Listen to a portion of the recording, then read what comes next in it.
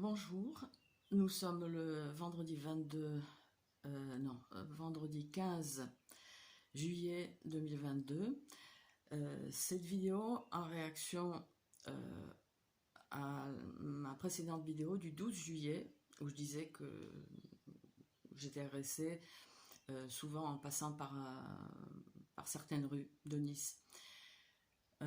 Et que j'étais moins agressée ces derniers temps, c'est vrai, ça fait 6 semaines que ça dure. Hein, c'est à la limite inquiétant, hein, mais même si je profite, hein, je suis cible donc de harcèlement électromagnétique et des tortures à distance,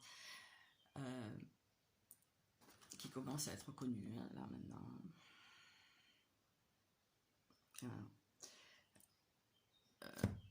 Donc je disais que j'étais moins agressée lorsque j'étais parmi les miens. Le réseau de criminels, dans mon cas, procède souvent en cherchant, en démontrant le contraire. J'aurais dû me méfier, c'est vrai, mais bon, c'est à dénoncer cette criminalité sous tous ses aspects. Et donc, hier, j'étais avec les miens,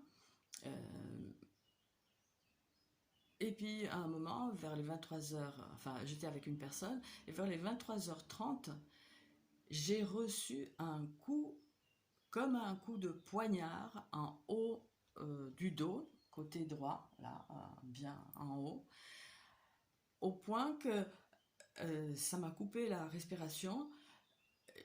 J'ai dû me lever, j'ai pas pu parler, ou à peine. Qu'est-ce que tu as J'ai expliqué rapidement, même si devant cette personne, je préfère ne pas en parler. C'est une personne qui est épuisée, épuisée par son travail, etc. Je suis allée boire, sur son conseil, un verre d'eau avec un produit, avec une essence de plante. Ça s'est arrêté immédiatement. Mais je pense que ça s'est arrêté parce que les fenêtres étaient ouvertes, je parlais, et même sans que les fenêtres soient ouvertes, le réseau, de toute façon, de criminels, lorsqu'on est cible blacklisté, entre les griffes des complexes médico-militaires, entre les griffes des RG et compagnie, ils savent ce que dit la cible. Donc voilà, je me suis levée de l'endroit où j'étais parce que je pensais que l'agression provenait de derrière le mur, de l'appartement voisin. Donc dans cet appartement où j'étais, dans une rue, dans le port de Nice.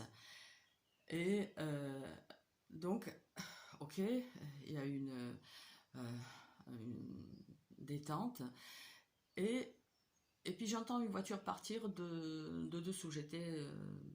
L'appartement se trouve au premier étage. Et puis vite, alors, je regarde, la voiture commence à partir. Hein. Dans la voiture, je vois une femme. Ouais, je pense que c'était une femme avec bien sûr un téléphone ou probablement un de ces dispositifs d'attaque et de torture à distance par lesquels on peut agresser une cible choisie, blacklistée, balancée à la multitude. Voilà, vous pouvez la torturer hein, de toutes les manières que vous voulez. Hein.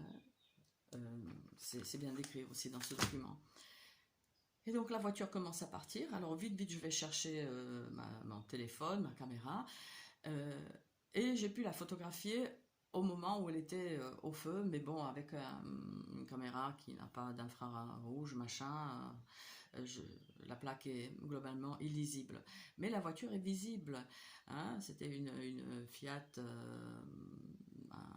un ancien modèle, d'ailleurs un modèle qu'avait justement la personne avec qui j'étais il y a très très longtemps.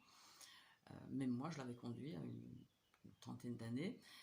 Donc une Fiat claire, un peu peut-être blanc beige, hein. Les couleurs me parlent, et avec le dessus comme un toit ouvrant sur la photo, j'avais remarqué, donc un toit en tissu, voilà, qui était fermé. Voilà ce que voilà voilà ce qui s'est passé. La violence était telle vraiment comme avec une arme réelle, hein, avec un poignard réel. Enfin, on m'a jamais poignardé. Je la cherche peut-être en le disant, mais voilà, d'une violence telle que ça a coupé le souffle. Ça m'était arrivé, mais au niveau du plexus, hein, une sorte de coup comment dirais-je, bah, il y a peut-être un an de ça, dans un endroit où je sais qu'il y a justement un RG derrière toutes les apparences, enfin, père de famille modèle, hein, dans l'arrière-pays. Enfin, je peux me tromper, mais bon. Allez. Voilà, une criminalité, donc, c'est des meurtriers. Vous êtes des meurtriers, vous êtes des assassins. Voilà, sauf présomption de votre innocence et sauf erreur de ma part, hein. Une criminalité, comme il est mentionné aussi dans ce fascicule, extrêmement difficile à prouver. Même si lorsqu'on est, comme moi, 8 ans englué entre les griffes de ces assassins, on apprend à voir d'où provient le danger, on apprend voilà, à voir tout ça. Mis à part que si on était vraiment protégé par l'État, par la police, nos plaintes seraient traitées, on serait protégé, la population serait protégée. Or, elle ne l'est pas, parce que globalement, ces agressions peuvent se faire sur n'importe qui,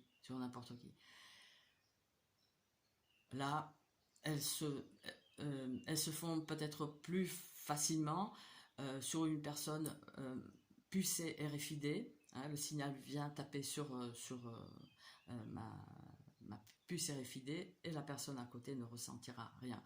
Alors à ce propos, je me rappelle qu'en 2018, nous sommes donc en 2022, il y a une personne qui avait fait des petites détections avec un petit appareil. Elle me disait, mais il y a quelque chose ici, à cet endroit-là justement, où jamais j'avais été agressée. Et hier donc, vers 23h30, le 14 juillet, à Nice, j'ai été violemment agressée à cet endroit-là.